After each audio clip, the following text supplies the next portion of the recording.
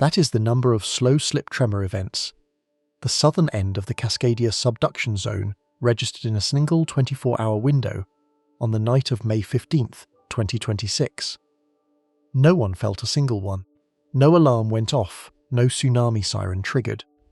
And yet what those tremors mean, if you understand the fault they are happening on, is that the megathrust beneath the Pacific Northwest is now 321 years into a strain cycle that historically releases every 240 years on the southern segment alone.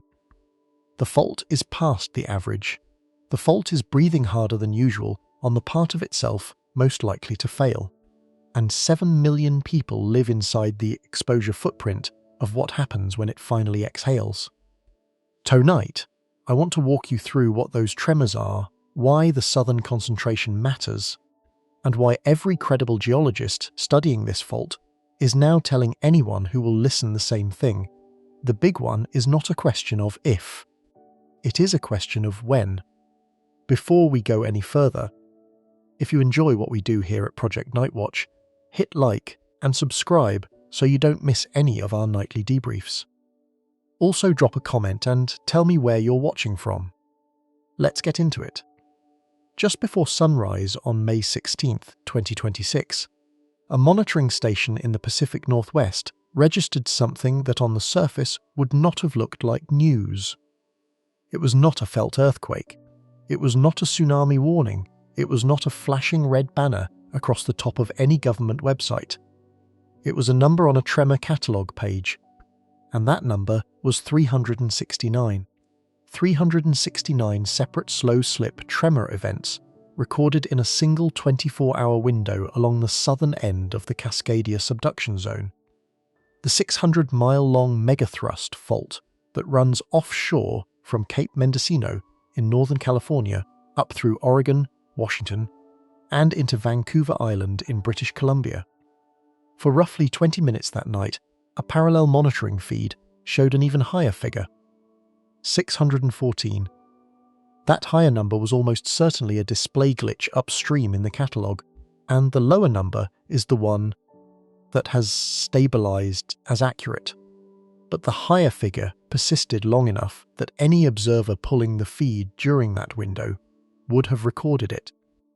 The instruments that watch this fault are very good. They are not perfect. And on the night of May 15th, the instruments were doing the equivalent of clearing their throat. You will not have felt any of those 369 events. No one did. Slow slip tremor is not what most people mean when they say earthquake. A normal earthquake, the kind you feel, releases its energy in seconds. The fault snaps. The ground accelerates. The whole thing is over in less time than it takes to read this sentence. Slow slip tremor does the same physical thing, the same grinding of one tectonic plate against another, but it releases the energy over hours and days instead of seconds. A single slow slip event can release the equivalent energy of a magnitude 6.5 earthquake, which on a normal fault would be a regional disaster. And yet, because the energy bleeds out so slowly, no human being on the surface of the Earth has any way to detect it without specialized instruments. It is a magnitude 6 earthquake on a treadmill. It is the fault breathing. And on the night of May 15th, the southern end of Cascadia took an unusually deep breath. The cluster was concentrated geographically. That is the thing that has the people who watch this fault closely looking at their screens a little longer than usual. Slow slip events on Cascadia normally distribute along the margin in a migratory pattern. They tend to begin in one segment and roll along strike north or south over the course of days or weeks. What was recorded last night was concentrated. It was not propagating evenly. It was sitting on the southern segment, the segment closest to the Mendocino Triple Junction, the segment that geologists who study this fault have identified as the most likely nucleation point for the next major rupture. The cluster was densest right there, right where statistically the next megaquake is most likely to begin. A small inland pulse appeared at the same time near Pistol River, Oregon, on a fault called the Wells Head Fault Zone, a magnitude 2. 6 conventional earthquake was logged 30 miles deep inside the Northern California portion of the Cascadia margin in the same window. Small offshore events appeared near the Mendocino Triple Junction itself, the geological hinge point where three plates meet, the Pacific Plate to the west, the North American Plate to the east, and the small Gorda plates squeezed between them. None of these events were felt, but they were happening in the same place at the same time as the tremor surge.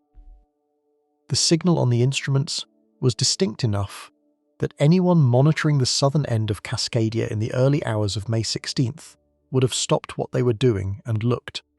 So what is actually happening down there? Cascadia is what geologists call a subduction zone, a specific category of fault that has produced, throughout recorded human history, every single earthquake of magnitude 9 or larger, every single one, Sumatra in 2004, Chile in 1960, Alaska in 1964, Tohoku in 2011. Cascadia in 1700, magnitude 9 earthquakes do not happen on transform faults like the San Andreas. They do not happen on normal faults inside the crust. They happen at one specific geological setting, which is where an oceanic tectonic plate dives beneath a continental plate at a shallow angle, sticks across a wide locked zone, builds up centuries of accumulated strain, and then slips all at once. The shallow locked zone is what determines how big the earthquake can be. Cascadia's locked zone is enormous. It runs roughly 600 to 1,000 kilometers along strike and roughly 70 to 90 kilometers wide. That is the area that has to fail in a single event to produce a magnitude 9. Cascadia has the room. Cascadia has the geology. Cascadia has the strain. The only thing Cascadia does not have, as of right now, is the rupture. The slow slip events are not the rupture. Let me say that as clearly as I can. The 369 tremors recorded last night are not a magnitude 9 earthquake in progress. The mainstream interpretation, and it is the one I want to give you straight, is that slow slip is what subduction zones do as a matter of routine. It is the fault breathing. The Pacific Northwest Seismic Network has catalogued thousands of slow slip events across the Cascadia margin over the past 20 years, and the vast majority of them have passed with no follow-up event of any kind. Slow slip is the routine background activity of a healthy subduction zone, and a healthy subduction zone is one that is still capable of generating the next megathrust. Slow slip does not predict failure. It is the signature of the system that will eventually fail, but slow slip is not nothing. Each slow slip event releases stress on the deep portion of the interface, the part that is too hot to lock fully, and transfers that stress upward toward the shallow locked brittle portion, where the next big earthquake will nucleate. Every slow slip event makes the shallow zone slightly more stressed than it was the day before. The shallow zone has a finite breaking strength. The strain has been accumulating for 321 years. And somewhere on a curve that no human being can plot in real time, the cumulative stress on the locked zone is going to reach the threshold at which the rock fails. And on that day, the fault is going to slip. And the slip is going to be measured in tens of meters. And the slip is going to be transmitted to the surface as 5 minutes of violent shaking. And the seafloor is going to deform. And the water column above the deformation is going to lift. And the wave that lifts is going to travel toward the coastline at the speed of a jet aircraft. And the 7 million people who live inside the exposure footprint of that wave are going to have between 15 and 25 minutes to do something useful with the warning. That is the system you are looking at when you are looking at 369 tremors on a Southern Cascadia catalogue page. The slow slip tremors that registered 369 times on the Southern Cascadia catalogue last night are not happening in the shallow locked zone. They are happening at the deep edge of it. They are happening in the transition between the deep, freely sliding portion and the shallow, fully locked portion. at depths of roughly 30 to 45 kilometers below the surface. That transitional zone is where the rock is hot enough to slide slowly, but not hot enough to slide freely. Each tremor event represents a brief, slow, microscopic episode of slip across a small patch of that transition. When the deep transition slips, the strain it was holding gets transferred up dip. Up dip means up the fault, toward the surface, toward the locked zone. The locked zone is the part that has to fail to produce the earthquake. Every slow slip event on the deep transition pushes a tiny additional increment of stress onto the shallow locked zone above it. Each event is small. The cumulative effect, integrated over 321 years of slow slip cycles, is meaningful 369 tremors in 24 hours, concentrated on the southern segment.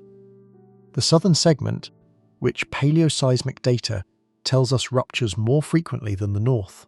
The southern segment, which is currently 321 years into a recurrence interval that for the south alone averages around 240 years. The southern segment passed the average 0.369 tremors in 24 hours concentrated on a segment that is past the average. I am not telling you that is a prediction. The mainstream science does not allow that conclusion, and I am not going to drag the science further than it is willing to go, but I am telling you it is the kind of observation that when it lands at the same hour as a magnitude 6.7 earthquake on a structural twin subduction zone, halfway across the Pacific Ocean, with a tsunami warning issued on a green alert, with the Walker Lane in Nevada hosting a 400 event swarm that geologists are flagging as unusual, with the Mendocino Triple Junction registering small offshore events, with a coronal hole, high-speed stream pushing the solar wind to 800 kilometers per second, and the Earth's magnetic field reaching its strongest disturbance in months. You start to feel the weight of the simultaneity. The simultaneity is almost certainly coincidental. No known mechanism connects a subduction zone in Honshu to a subduction zone in Oregon at intercontinental distance. The Walker Lane is mechanically distinct from Cascadia. The solar wind, if it modulates seismicity at all, modulates it at the level of a few tenths of a kilopascal, which is below the threshold of meaningful triggering.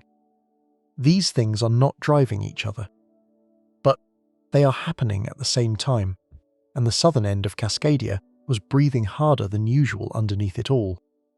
That is the signal. That is what the instruments are showing. And what I want to do next is take you down to the bones of the fault itself. I want to show you exactly what Cascadia is, exactly why the 1700 event happened the way it did, and exactly why every credible geologist who has studied this margin for the past 40 years is now very calmly telling anyone who will listen the same thing. The big one is not a question of if, it is a question of when. And the only thing we do not know, looking at 369 tremors on a catalogue page, is whether the calendar has finally turned to the page where the answer arrives. For most of the 20th century, geologists believed that the Pacific Northwest was a seismically dead zone. The phrase that gets quoted in the textbooks is a seismic, a word that means literally without earthquakes. A seismic is what geologists called Cascadia for decades. Aseismic is what they wrote in the foundational textbooks of plate tectonics in the 1960s and 70s. Aseismic is the label that allowed every bridge in Portland and Seattle, and every fuel tank in the critical energy infrastructure hub, and every unreinforced masonry building from Eureka to Vancouver to be designed without any consideration of the fault that was in fact sitting offshore the entire time, accumulating strain at 3 to 4 centimeters per year, waiting to do exactly what subduction zones do everywhere else on Earth they exist. The aseismic label was wrong. The Pacific Northwest was not a quiet zone. The Pacific Northwest was a loaded gun. And the only reason geologists thought it was quiet was that they happened to be looking at it during the silent interval between ruptures. The story of how Cascadia got reclassified is one of the most important stories in modern American Earth science. By the late 1970s, geologists had started noticing that every other subduction zone on Earth was producing large earthquakes. Japan, Chile, Alaska, Sumatra, Mexico. Every place an oceanic plate dove under a continental plate. Magnitude 8 and 9 earthquakes were happening. And then there was Cascadia, which had the same geological setup, and which was apparently producing nothing. Either Cascadia was somehow physically different from every other subduction zone on Earth in a way no one could explain, or it was not different, and we were missing something. The first peer-reviewed paper that argued seriously that Cascadia was capable of magnitude 9 earthquakes was published in 1984 by Thomas Heaton at the United States Geological Survey and Hiro Kanamori at Caltech. They looked at the seafloor age of the subducting Juan de Fuca plate, the convergence rate, the absence of intraplate earthquakes within the slab, and they concluded that Cascadia was most consistent, with a fault that was fully locked across its entire seismogenic depth, and that was building toward a single large rupture. It was a theoretical argument. What changed everything was when the evidence started showing up in the dirt. In the early 1980s, a geologist at the United States Geological Survey named Brian Atwater began digging trenches into the tidal marshes along the Washington coast. As he dug, he started seeing layers of normal marsh soil interrupted abruptly by sharp horizons where the marsh surface had clearly been dropped by a meter or more all at once, and then buried by sand. The sand was marine sand. Something had picked up that sand from offshore and deposited it across the marsh surface, on top of the suddenly dropped soil horizon. The only mechanism Atwater could think of that fit the evidence was a tsunami accompanying a great subduction earthquake. Land dropping a meter suddenly, marine sand on top of the drop, both at the same time. That is the signature of a megathrust rupture. Atwater found that sequence repeated multiple times in the stratigraphy. The fault that the Pacific Northwest had been told was quiet had in fact ruptured repeatedly, and every time it had ruptured, it had left a fingerprint in the marsh sediment. But Atwater's evidence by itself could not say exactly when the most recent event had happened. The radiocarbon dates gave broad windows accurate to maybe 50 or 100 years. That question waited for someone with a different kind of evidence. That someone was David Yamaguchi, a dendrochronologist at the University of Washington. Yamaguchi realized that the ghost forests along the Washington coast, the stands of dead western red cedar trees still standing in the tidal marshes where Atwater had been digging, were a clock. The trees had been killed by sudden saltwater inundation when the coastline dropped during the earthquake. They had stopped producing rings the moment they died. If Yamaguchi could match the outermost rings of the dead trees to a master chronology built from living trees in nearby unaffected forests, he could date the year the trees had died, which would also be the year of the earthquake. He took cores from the ghost forest trees, found and you match, the dead trees had stopped producing rings in the latter part of 1699. Their final complete growing season was 1699. They had died sometime after the growing season of 1699, but before the growing season of 1700. The earthquake had occurred between the late summer of 1699 and the late spring of 1700. The window was now 9 months wide. The observation that pinned the date came from Japan. In the early 1990s, a Japanese tsunami scientist named Kenji Satake started searching the Genroku-era records of Japan's coastal communities. What he found was an entry preserved in multiple regional archives across the eastern coast of Japan, describing an unexplained wave that had inundated villages on a date that translated to the modern calendar as January 27th, 1700. The wave had arrived without any felt earthquake to explain it. The shaking that should have preceded the tsunami if it had been a local Japanese event, had never happened. The wave had simply rolled in from the open Pacific. Satake calculated backward. He took the arrival times recorded in the Japanese archives. He took the bathymetry of the Pacific. He took the velocity of tsunami waves across deep water, and he calculated when the source event had to have occurred. The answer that came back was 9 in the evening, Pacific Standard Time, on January 26, 1700. It was a Friday. 3 independent lines of evidence on 3 separate continents, separated by thousands of miles of ocean, had converged on a single time and date. The tree rings on the Washington coast said the trees died in the dormant season of 1699 to 1700. The marsh sediment in the same region recorded sudden subsidence and a tsunami in the same window. The Japanese tsunami record said an orphan wave hit Honshu on January 27, 1700. The convergence of 3 independent dating methods on a single hour of a single day, more than 3 centuries after the event, is one of the most striking pieces of detective work in modern Earth science. The next question was how big the earthquake had been. That question got answered gradually through the late 1990s and into the 2000s, primarily through the work of Chris Goldfinger at Oregon State University. Goldfinger took sediment cores from the deep ocean floor at the base of the continental slope offshore of Cascadia. What he found in those cores was layers of disturbed sediment called turbidites, which are deposited when violent shaking on the continental shelf triggers underwater landslides. A turbidite is a fingerprint of seafloor shaking severe enough to trigger massive submarine slope failure.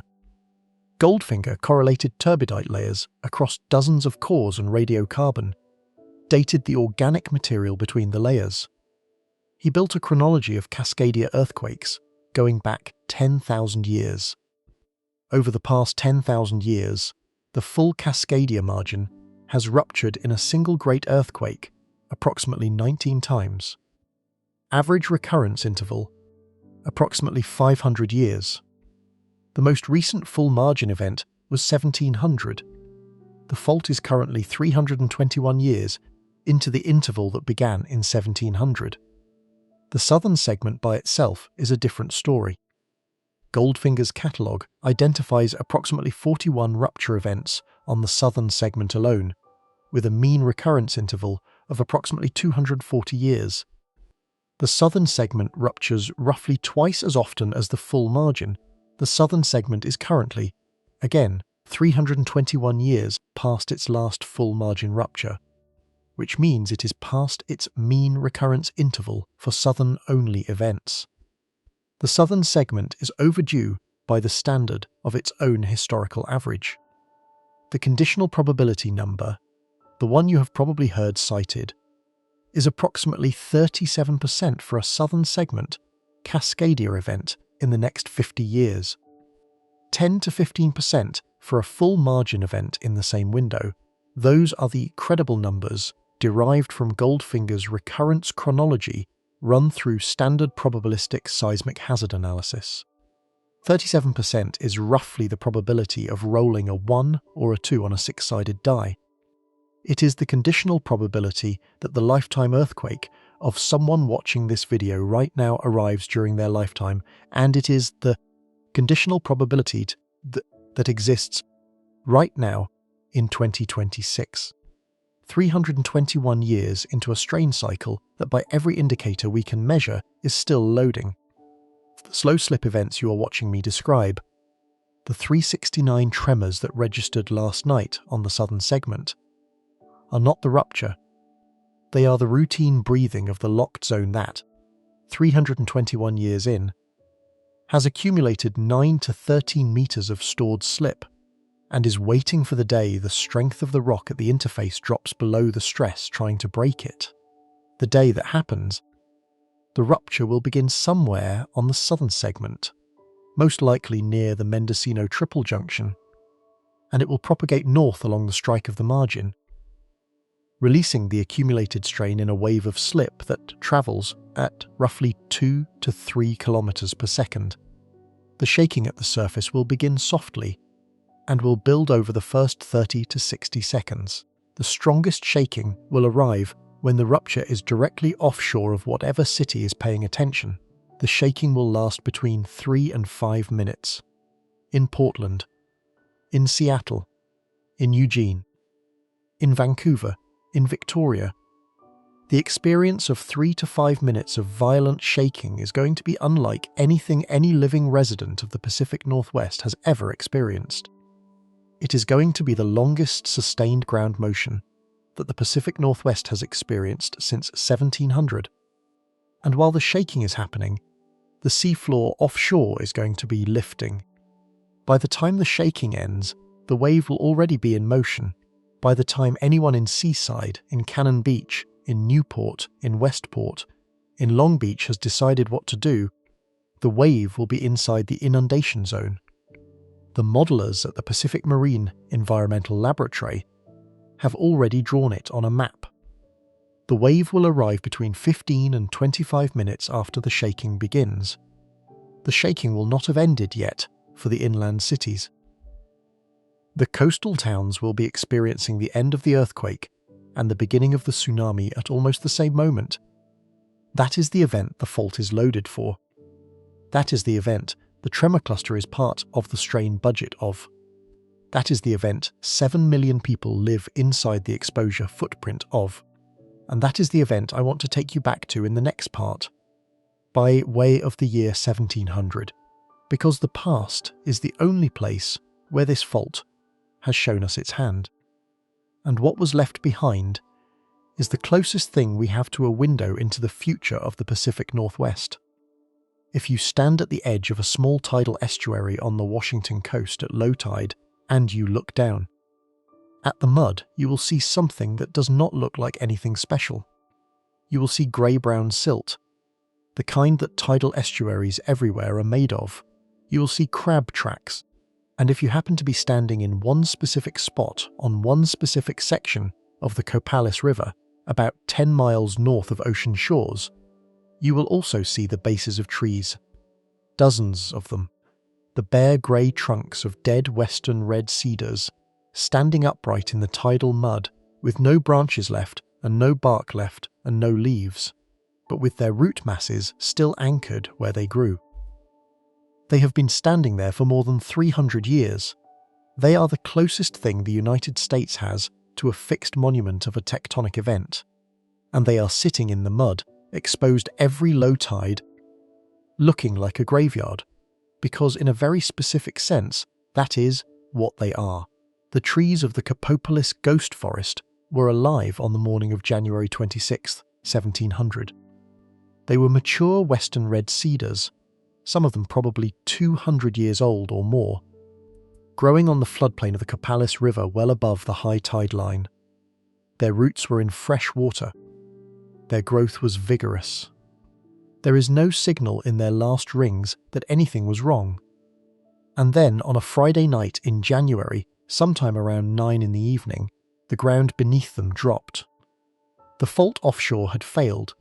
The strain that had been holding the coastline up had released. The land that the trees were rooted in had subsided in a matter of minutes by approximately 5 to 7 feet. Their root systems, which had been in the freshwater zone above the salt wedge, were now below the high tide line. Salt water flowed in. The marsh grass died first. The fine roots of the trees were killed within days. The trees themselves stayed standing because cedar is rot-resistant, and because the salt water preserved more than it destroyed. Their last growth ring was in the dormant season of 1699. Their next spring, the spring of 1700, never came. The ghost forest is the record of the moment the land went under, and it has been standing in the mud for 326 years. There are similar ghost forests up and down the Cascadia coastline.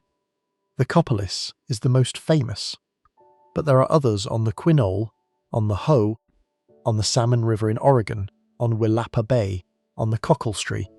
Each of them tells the same story. Each of them ends in the same year. Each of them recorded the same event. The 1700 earthquake dropped the entire Cascadia coast simultaneously.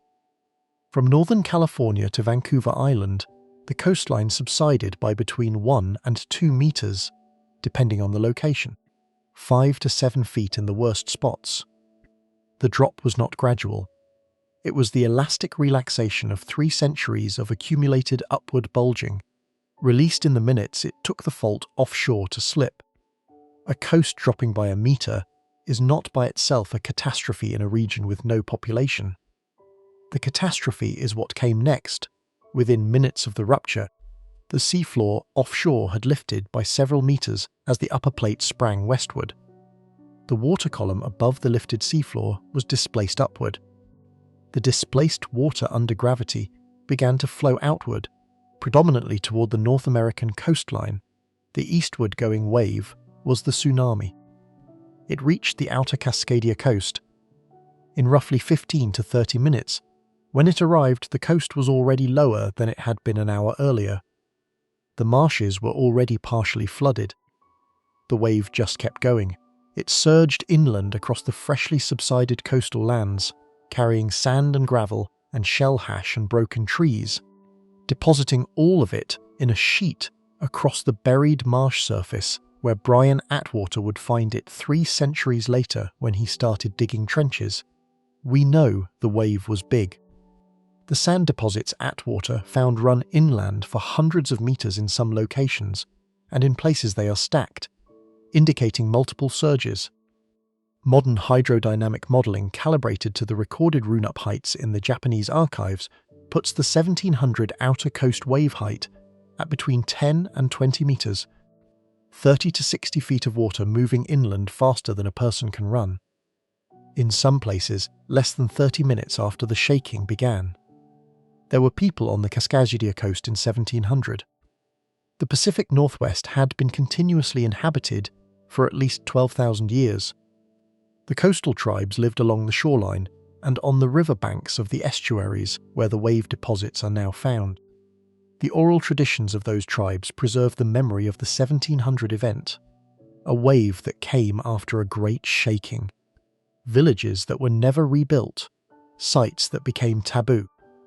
Stories that have been carried forward, in some cases unchanged in their essential content, for 326 years.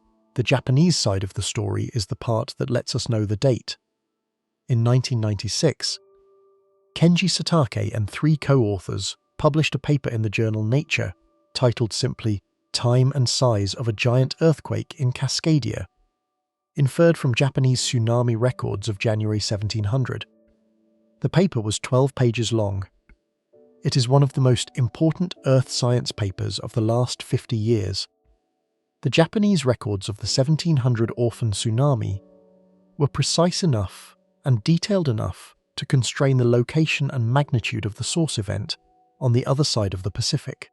The records gave arrival times at specific villages, run-up heights at specific shorelines, and the sequence of waves.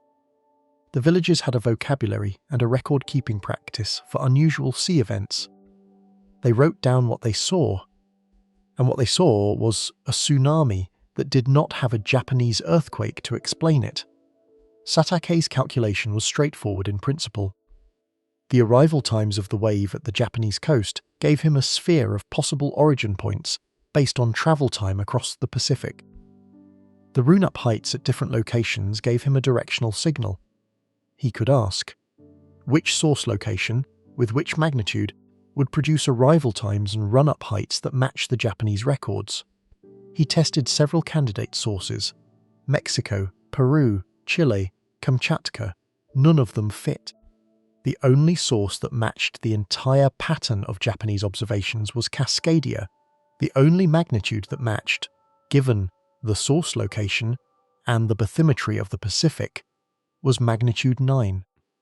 The only timing that matched the arrival of the wave at Kuwagasaki, at Tsugaruishi, at Otsuchi, at Miyako, was an event originating at about 9 in the evening Pacific Standard Time on January 26, 1700.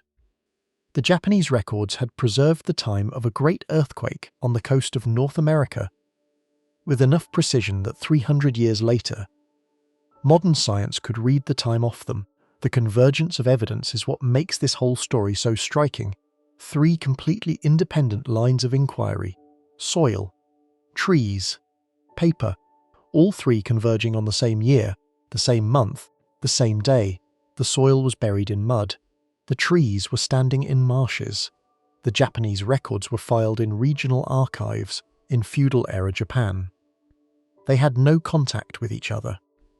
They could not have been calibrated to agree. They agreed because they were all reading the same event. And that event was a magnitude 9 earthquake on the Cascadia subduction zone that ruptured the entire margin in a single rupture, dropped the coastline by 1 to 2 meters, and sent a wave that reached Japan 10 hours later. That is the 1700 event.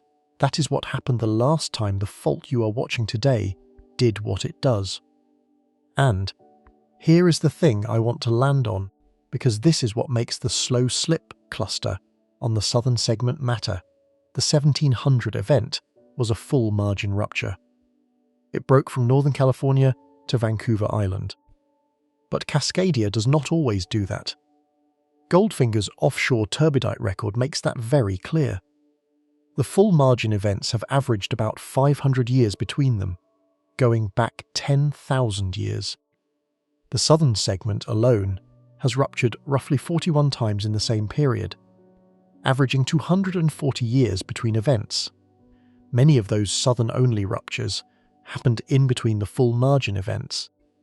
They were not preludes to a full rupture. They were standalone earthquakes that broke the southern part of the margin and left the north intact. The next Cascadia rupture might break the whole margin. The next Cascadia rupture might also break only the south. The probability distribution allows for either.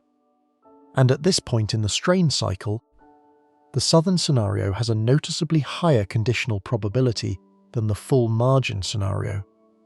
A southern-only Cascadia rupture would still be a magnitude 8 to 8.5 event. That is bigger than any earthquake in California history. Bigger than the 1906 San Francisco event. It is still a tsunami-generating subduction megathrust that would devastate the southern Oregon and northern California coasts. Coos Bay, Brookings, Crescent City, Eureka, towns that would be inside the inundation zone of a southern-only rupture. That would have between 15 and 30 minutes of warning. That have not built vertical evacuation infrastructure. That have aging bridges spanning tsunami-inundated valleys. A southern Cascadia rupture is the more likely scenario over the next several decades, and the southern-only rupture is what the current tremor concentration on the southern segment is. In the broadest sense, consistent with, let me say what I am not saying. I am not saying the tremors predict a rupture in the coming days or weeks. I am not saying the southern segment is going to fail this year. I am not saying that anyone with a tremor catalogue open right now has any meaningful predictive information about when the next event will arrive. The slow slip events on Cascadia are routine. The tremor activity is not a clock. It is the breathing of a fault that over the course of centuries must eventually exhale. But I am saying that the tremor activity is the only window we have. There is no other indicator that updates daily and gives any direct signal about what is happening on the locked interface. We cannot see the locked zone directly. It is offshore under 30 kilometers of seafloor. We can infer its state from GPS data. We can infer its state from tide gauges. We can infer its state from the tremor activity at the deep transition. But the actual state of the rock at the locked interface, the actual question of whether the next event nucleates tomorrow or in 100 years, it is invisible to us. We see only the breathing. And the breathing last night was concentrated on the segment of the margin that has gone the longest relative to its own historical average, without rupturing 0.321 years since 1700. 81 years past the southern segment mean recurrence 0.369 tremors in 24 hours on that segment. sitting on top of 9 to 13 meters of accumulated slip stored in the rock, a coastline that has subsided by 1 to 2 meters every time this fault has ruptured, a wave height that has reached 10 to 20 meters at the outer coast every time it has happened, a warning interval that, when the wave finally comes, is going to be measured in minutes, not hours, and 7 million people in the broader exposure footprint of the event. That is the situation as of the morning of May 16th, 2026. The honest question is what this looks like when it actually happens, because we have a preview. We have an extremely recent preview on a subduction zone, that is the structural twin of Cascadia, where the magnitude 9 event that Cascadia will eventually produce already happened in 2011 in front of cameras in a country that was as well prepared as any nation on Earth had ever been for a Megathrust earthquake. The country was Japan. The event was Tohoku. The wave killed 16,000 people. And one of the most important things to understand about what is coming for the Pacific Northwest is that Japan, which had been preparing for subduction earthquakes for 1,000 years, was still not ready. They had built the walls, they had run the drills, they had calibrated the warning systems, and it was not enough. While the southern end of Cascadia was registering its 369 tremors on the other side of the Pacific Ocean, another subduction zone was, for the briefest moment, doing what subduction zones do when they finally release the strain that has been building on them. At 11:22 and 1 second Coordinated Universal Time, on May 15th, 2026, an earthquake of magnitude 6.7 struck offshore of Honshu, Japan, 49 kilometers east-southeast of a town called Ofunato. The hypercenter was at 38.94 degrees north and 142.05 degrees east, at a depth of approximately 43 kilometers. The earthquake was felt across the Tohoku region of northern Honshu. The United States Geological Survey issued a green pager alert, the lowest tier in its impact estimation system, and the National Oceanic and Atmospheric Administration, in the same hour, issued a tsunami warning for the affected coast of Japan. A tsunami warning issued on a green alert quake is the kind of small contradiction in public messaging that by itself would be barely a footnote. But in the context of what this event is and what subduction zone it occurred on, the warning was not contradictory at all. It was the right call, because the location of that hypercenter offshore of Ofunato in the Tohoku region of Honshu is the same plate interface that on March 11th, 2011 produced the magnitude 9. One earthquake known as the Great East Japan Earthquake. That event killed approximately 16,000 people, displaced 500,000, caused the meltdown of 3 reactors at the Fukushima Daiichi nuclear power plant, generated a tsunami that crossed the Pacific Ocean and damaged coastlines as far away as Crescent City Harbor in Northern California, and inflicted economic losses estimated at over $200 billion United States dollars, making it at the time the most expensive natural disaster in human history. The fault that produced that earthquake is the Japan Trench, and, on the morning of May 15th, 2026, the same plate interface in the same region produced a smaller but undeniably real reminder that the system is still alive, still capable of slip, still loaded enough to throw a magnitude 6. 7 on a normal Friday morning. The town of Ofunato itself is geographically loaded in a way that anyone who has watched the Tohoku tsunami footage will recognize even without thinking about it consciously. Ofunato was one of the towns at the leading edge of the 2011 inundation. It was destroyed, the harbour was wiped clean, the fishing fleet was lifted off the water and deposited in the surrounding hills. The downtown was scraped down to the foundations. The fact that the name of the town appears in the May 15th USGS hypercenter description is not random. The earthquake happened 49 kilometers offshore because Ofunato is on the coast that the Japan Trench is parallel to. The fault is offshore. The hypercenter was on the fault. The fault is the structural twin of Cascadia, and the lesson is that a magnitude 6.7 on this kind of fault is not a magnitude 6.7 on a normal continental fault. It is a piece of a much larger system that has, in living memory, demonstrated its capacity to generate a magnitude 9. The Japan Trench and Cascadia are structural twins. The Japan Trench is the boundary between the Pacific Plate to the east and the Okhotsk microplate to the west. The Pacific Plate is oceanic. The Okhotsk Plate, where it lies under Honshu, has continental properties. The Pacific Plate is descending beneath the Okhotsk Plate at a convergence rate of approximately 8 to 9 centimeters per year, more than twice the convergence rate at Cascadia. The locked seismogenic zone extends from roughly the trench inland to a depth of approximately 40 to 50 kilometers, similar to Cascadia. The locked zone is capable of producing magnitude 9 events. We know it is because it did in 2011, and the geology records earlier ones in 869 in the Jogan period, in 1498 and 1611. The Japan Trench is in every meaningful sense the same kind of fault as Cascadia, same setup, same physics, same hazard profile, same magnitude ceiling. A magnitude 6.7 on the Japan Trench is not the structural twin of a magnitude 6.7 on Cascadia. The Japan Trench is in a different phase of its strain cycle than Cascadia. The Tohoku event in 2011 released enormous amounts of accumulated strain in a single rupture, and the system has been adjusting to that release ever since. The aftershock sequence has been one of the longest and largest in modern instrumental history. The May 15th event is, by reasonable interpretation, a late-stage aftershock of the 2011 event. More than 15 years later, that does not make it unimportant. It makes it diagnostic.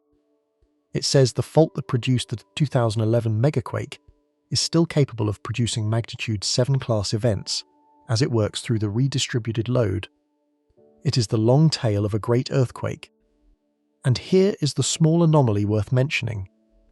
The May 15th Japan event has not, as of the time of this reporting, produced the typical aftershock sequence you would expect from a magnitude 6.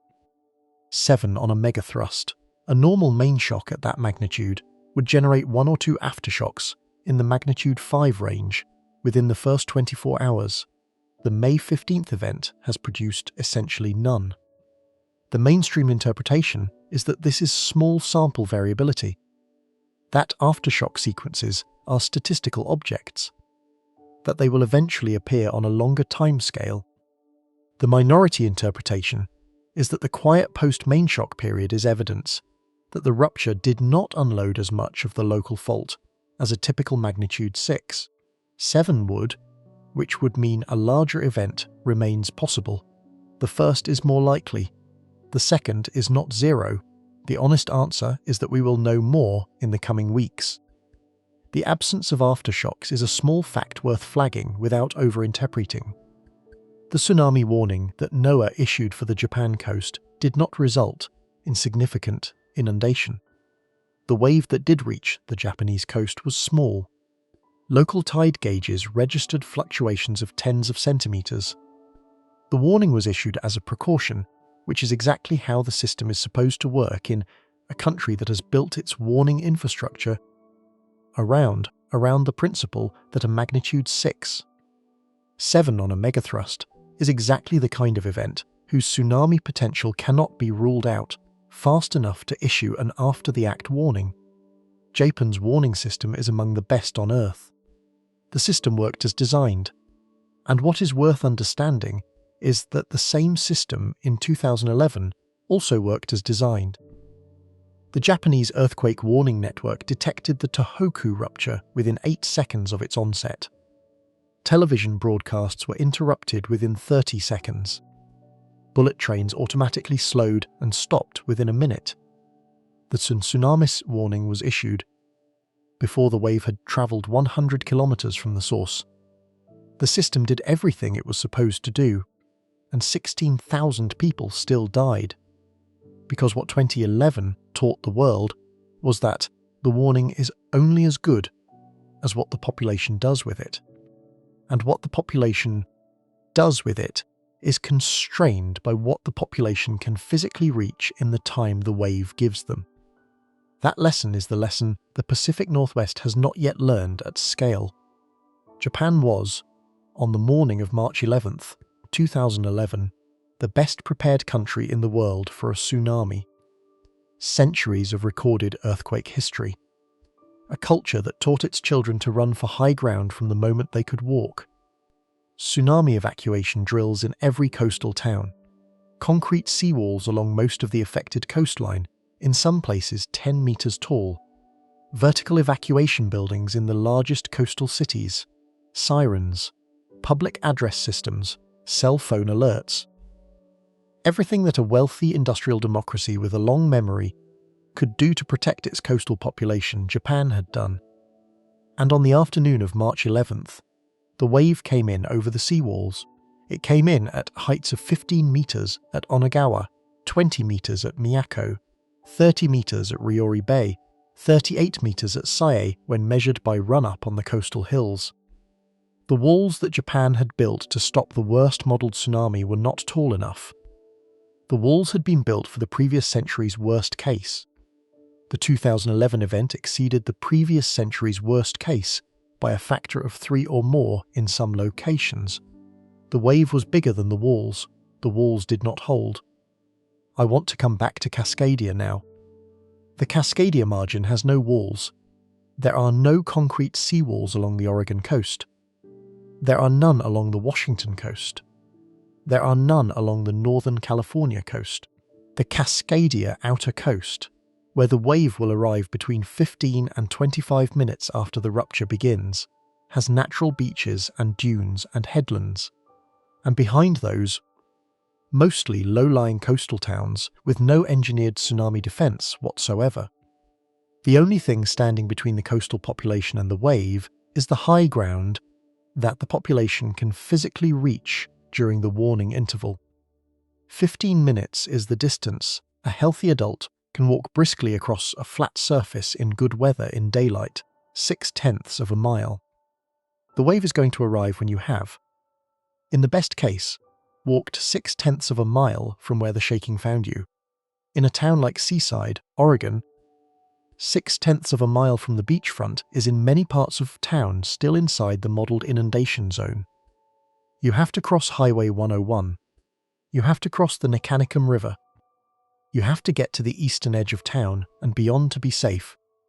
You have to do it on legs that have just spent 3 to 5 minutes trying to stay upright through violent ground motion. You have to do it with debris on the ground from the shaking. You have to do it possibly at night. Possibly in winter. Possibly in rain. Possibly with downed power lines and broken gas mains and fires and screaming. You have to do it knowing that your car is not an option because the streets are buckled. The streets buckle and the bridges are down and the wave will arrive before you have driven a mile. You have to do it on foot. And you have to do it now because the wave does not wait. The town of Ofanato was destroyed in 2011 because the population could not move fast enough.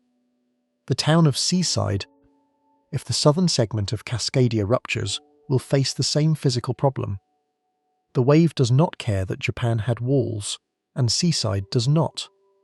The wave only cares about the geometry, and the geometry of Seaside, with the ocean on one side and the river on the other, and the bridges between the town and the high ground to the east, is the geometry that in Japan killed thousands.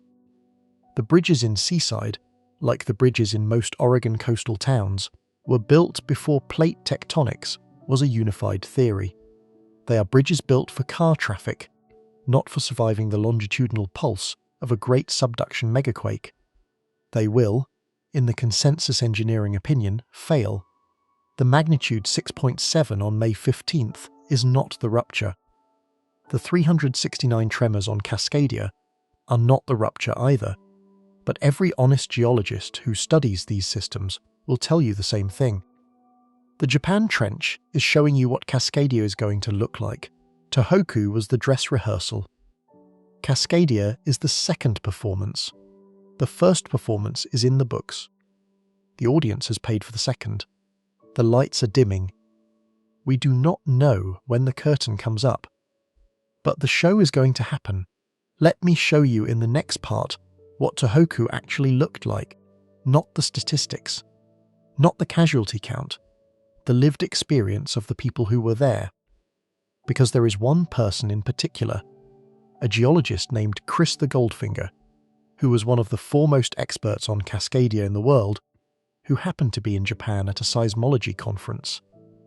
On the day the Tohoku rupture began, Chris felt the earthquake, Chris saw the buildings move, and Chris came home knowing exactly what it would look like when his own home on the Oregon coast gets hit by the same kind of event. What he came home knowing is what I want to bring you now. Because the people who study Cascadia for a living, the people who know exactly what is coming, they have seen it, they have stood in it, they have walked the aftermath. And what they will tell you, calmly, without hyperbole, is that the Pacific Northwest is not ready. Chris Goldfinger was in Kashiwa, Japan, on the afternoon of March 11, 2011. He was attending an earthquake science conference at the National Research Institute for Earth Science and Disaster Prevention. He was, by training and profession, one of the world's leading experts on subduction zone earthquakes.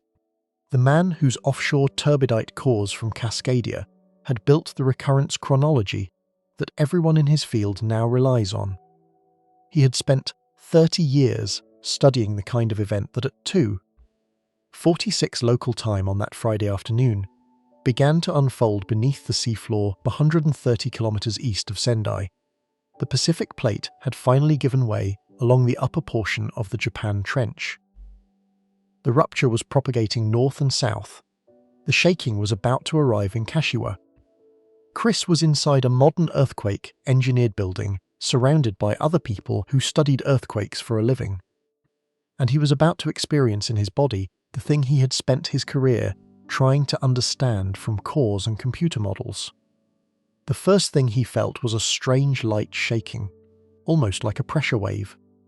That lasted longer than any preliminary P wave he had ever experienced. It went on for almost a minute. Karis understood immediately what it meant. The P waves were the leading edge of a rupture, far enough away that the surface waves had not arrived yet. The longer the gap between the P wave arrival and the S wave arrival, the farther the source was from the observer. A full minute of P waves before the destructive S waves meant the source was a long way away, which was good news for the people in the building, and which also meant the rupture had to be enormous to be radiating waves detectable that far from its origin. The minute of P waves Chris was feeling before the S waves had even arrived told him this was at least an 8, possibly larger. He and the other seismologists in the room looked at each other. Then the S waves arrived. The building started to swing. The flagpoles outside started to whip. The light fixtures were swaying. Outside the window, the multi-story buildings of the campus were visibly oscillating, leaning one way, then the other, in slow, heavy arcs that were nothing like the sharp, quick shaking of a continental crust earthquake. This was different. This was the rolling motion of long-period surface waves, this arriving from a great distance, generated by a fault that was still rupturing in real time. And the shaking did not stop. A normal large earthquake lasts 30 seconds to a minute. 2 minutes is exceptional. The Tohoku shaking in Kashiwa lasted 3 minutes, then 4, then 5. By the time the shaking ended, more than 5 minutes after it began, Chris and his colleagues had already made the calculation. 5 minutes of strong shaking at that distance from the coast meant a magnitude 9. Nothing else produces that kind of duration. They knew before any official magnitude was announced exactly what they had just experienced. Karis would later say that the most striking thing was how calm everyone was. The building had not fallen because the building was engineered to not fall. The Japanese students said quietly that they should probably go outside. Chris and the others followed them. They stood on a lawn looking at a campus that had just been through 5 minutes of magnitude 9 shaking, and that was still standing. The earthquake itself, at that distance from the rupture, was survivable inside that building. The Japanese earthquake engineering had performed exactly as designed. And then the tsunami warning came in. A wave was approaching the coast. Several waves, heights estimated at 6 meters, then 10, then 15. The Japanese coastal warning system had triggered within seconds of the rupture. But the warning system had assumed, on the basis of decades of Japanese experience, that the worst-case scenario for any single rupture on the Japan Trench was a magnitude 8.3. That was the upper bound that the engineering had been calibrated for. The seawalls along the Sendai coast had been built 10 meters tall, which was about a third again as large as the highest historical tsunami that Japan had recorded in modern instrumental times. The maximum credible event on that afternoon was several times larger than the engineering had assumed. The wave was going to come in over the walls within 30 minutes of the shaking ending. The first wave was striking the outer ports of the Tohoku region. Within an hour, the wave had inundated Sendai Airport, where surveillance camera footage captured a flood of dark across the runways, sweeping the runways and pushing parked aircraft sideways into the terminal buildings. Within 90 minutes, the wave had reached the Fukushima Daiichi nuclear power plant, where it overtopped the seawall, flooded the diesel generator rooms below the reactor buildings, knocked out the emergency cooling pumps, and initiated the chain of events that led to 3 reactor meltdowns over the following 4 days. By the end of the first day, the wave had reached as far north as Aomori and as far south as Chiba, and the towns of Onagawa, Otsuchi, Rikuzentakata, Minamisan-riku, Kesanuma, Yamada had been substantially or completely destroyed. The death toll when the bodies were finally counted was approximately 18. 0, with another 2,000 still listed as missing more than a decade later. Approximately 90% of the deaths were from drowning. The earthquake itself had killed remarkably few people. The wave had killed almost everyone. An engineer from Oregon named Alison Pirch travelled to the affected areas of Japan in the months that followed. Walking the coastline, smelling the smell of dead fish that hung over the inundation zones for months, Alison has spoken on the record about what she saw. She has talked about standing in places where you could still see the waterline on the trees on the hills above the inundated towns. About seeing the pieces of people's lives strewn around the landscape. About the engineering humility she felt, looking at seawalls that her professional community had thought were tall enough, lying broken under a wave that her professional community had thought was impossible. She has been clear that what she saw in Tohoku is what she expects to see on the Oregon coast when the Cascadia event finally occurs. She has been clear that in her professional engineering opinion, the Pacific Northwest is not as prepared as Japan was. She has been clear that her own office building in Portland would, in her words, fall down in a Cascadia event, not maybe fall down. Fall down. Chris has been even more direct. He has said publicly that if he had been in his office building at Oregon State University when the Tohoku event hit, his building would have collapsed. He has said it on camera. He has said it knowing that his colleagues across the Pacific Northwest disagree with him about some things, but not about that. The buildings in the Pacific Northwest that were constructed before the mid-1990s have, in many cases, never been retrofitted to handle the shaking duration and the long period ground motion that a Cascadia event will produce. Continental crust earthquake codes do not protect against 5 minutes of strong shaking. Continental crust earthquake codes were designed for a 30-second event. 5 minutes of shaking is a different physical loading regime. Cascadia is going to load every building in the Pacific Northwest with 3 to 5 minutes of cyclical strong motion. The fatigue accumulated in 3 to 5 minutes is qualitatively different from the fatigue accumulated in 30 seconds. When the southern segment of Cascadia ruptures, the people in Portland and Seattle and Eugene and Vancouver are going to feel the same kind of light P wave shaking that Chris felt in Kashiwa. They are going to feel a minute, or even more, of light shaking before the destructive S waves arrive. That minute of P wave shaking is a window. It is time. It is more time than most earthquake protocols are built around. The standard earthquake protocol is drop, cover, and hold on. Drop to the floor, cover your head, hold on to something stable. This protocol was developed for earthquakes where the shaking is so fast that there is no time to do anything else. Cascadia is not going to be that kind of earthquake. The P waves are going to give Portland and Seattle a full minute, possibly more, of warning. The question becomes what you do with that minute. Karras and others have started to argue that for Cascadia, drop, cover, and hold on may not be the right protocol for everyone. If you are on the ground floor of a modern earthquake engineered building, drop, cover, and hold is probably right. The building will not fall. You are safest staying inside. But if you are on the second or third floor of an unreinforced masonry building from the 1890s that has never been retrofitted, drop, cover, and hold may be a death sentence. Because the building is going to fall. The walls are going to peel outward. The floors are going to pancake. The right protocol in that building may be to use the minute of P-wave warning to leave, to get out into the street, to stand in an open area away from the falling walls, to accept the risk of being on the street where falling masonry from neighbouring buildings is also a hazard, in exchange for the much greater risk of staying inside a building that is structurally guaranteed to fail.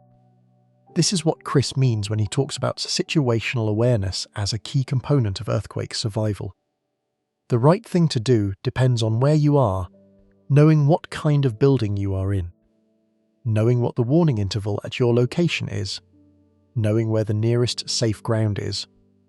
All of these things matter. The standard one-size-fits-all protocol does not capture any of them. And in the Pacific Northwest, where so many old buildings have never been retrofitted, the standard protocol is going to leave a lot of people in the wrong place when the shaking finally arrives. Cities in the Pacific Northwest have begun to address this. Portland has published its inventory of unreinforced masonry buildings on a public map. Anyone can look up whether the building they live in or work in is on the list. Seattle has done similar work. Both cities have programs that are encouraging or requiring retrofits of the worst category of buildings. Progress has been slow.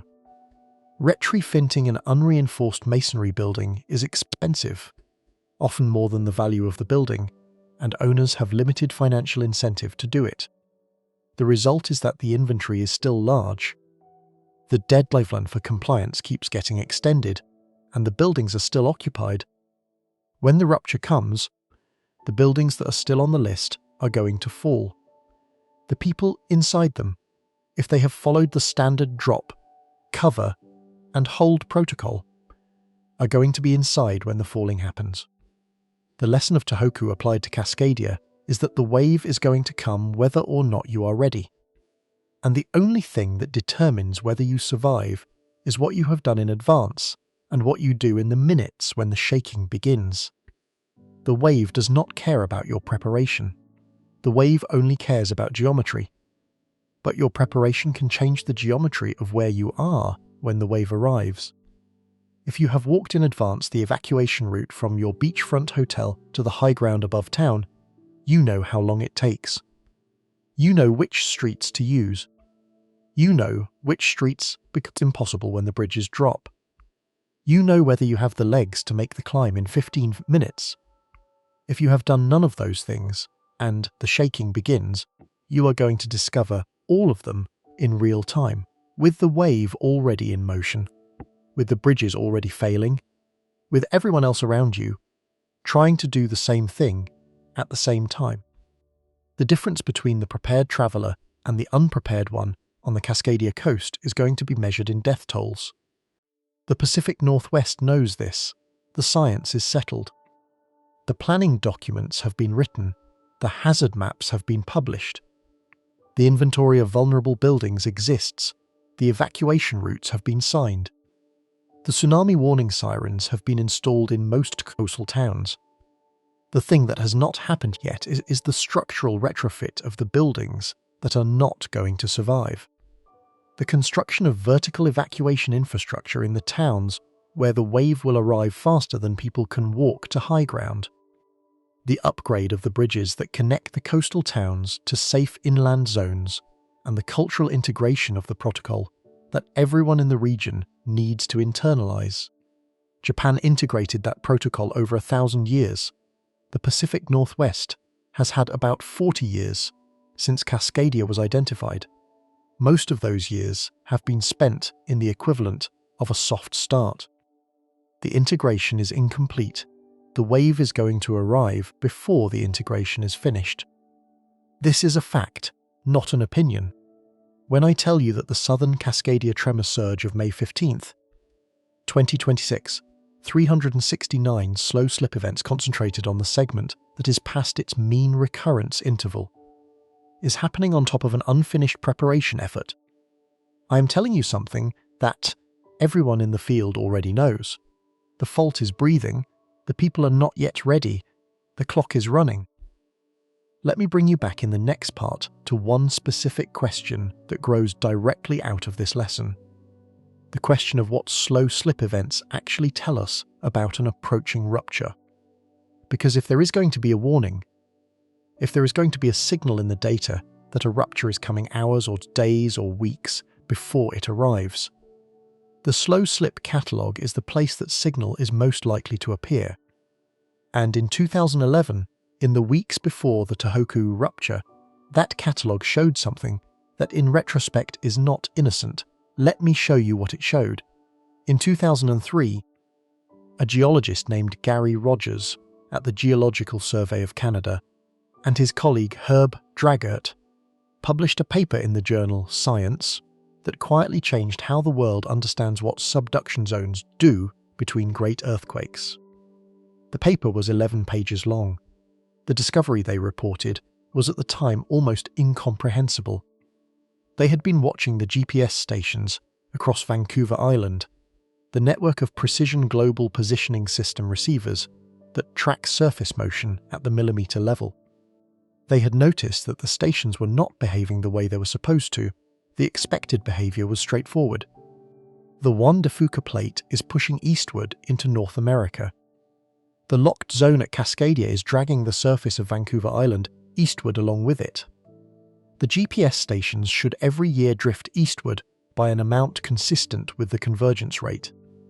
They should drift smoothly. What Rogers and Dragert noticed when they looked at the data at a finer time resolution was that the eastward drift was not perfectly smooth.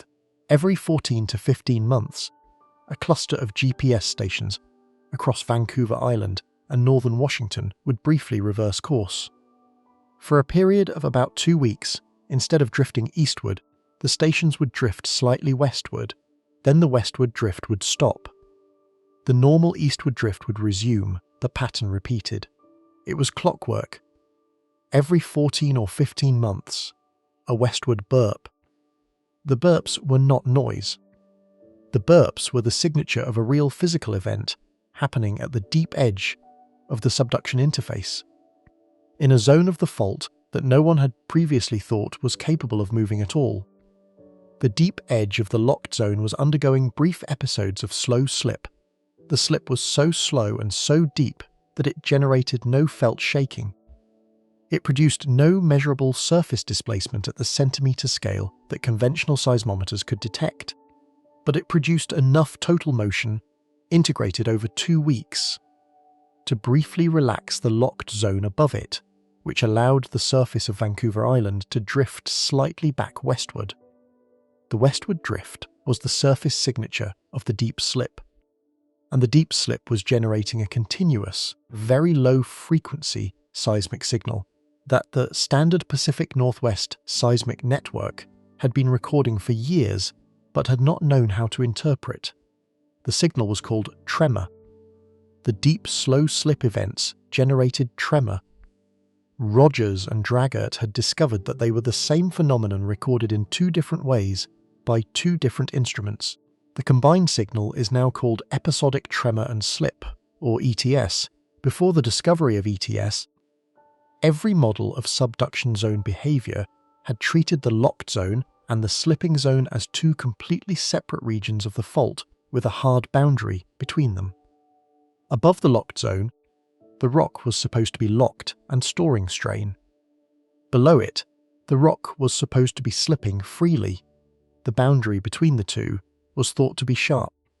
The discovery of ETS revealed that the boundary was not sharp.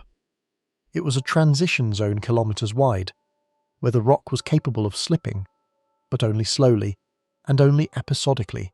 The transition zone was a third kind of fault behavior between locked and freely sliding, and the transition zone was every 14 to 15 months, transferring strain upward onto the locked zone above it.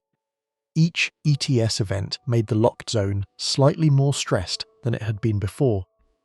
The locked zone was loading not just from the slow, steady convergence of the plates, but also from the punctuated load transfer of the ETS events. The discovery of ETS has been replicated on subduction zones all over the world. Japan has them on the Nankai Troef off the south coast of Shikoku, with a recurrence interval of about 6 months. Mexico has them on the Cocos Plate boundary offshore of Guerrero, with a recurrence interval of about 4 years. New Zealand has them on the Hikurangi margin, with a recurrence interval of about 2 years. The northern Cascadia ETS events, the ones Rogers and Dragert originally identified, recur every 14 to 15 months. The southern Cascadia ETS events, the ones the May 15th tremor surge is part of, recur on a shorter and less regular schedule, often less than 12 months apart, with greater spatial variability. The southern segment is messier. The recurrence intervals are shorter and noisier. The southern segment also, as I noted earlier, has the shorter overall mean recurrence interval for full ruptures. The two facts are probably not unrelated. The southern segment is, in every measurable sense, more active at the slow slip scale and more frequent in its ruptures than the north. The southern segment is the part of the fault where the action lives. Now I want to take you to the part of this story that is the most uncomfortable and the most honest, and the part that the mainstream subduction zone seismology community treats with appropriate caution, but does not deny. In the weeks before the March 11th, 2011 Tohoku magnitude 9 event, there was a slow slip signal on the Japan Trench. It was identified retrospectively, not predicted in advance. The original real-time monitoring did not flag it. But when seismologists went back through the GPS data and the offshore ocean bottom seismometer data and the deep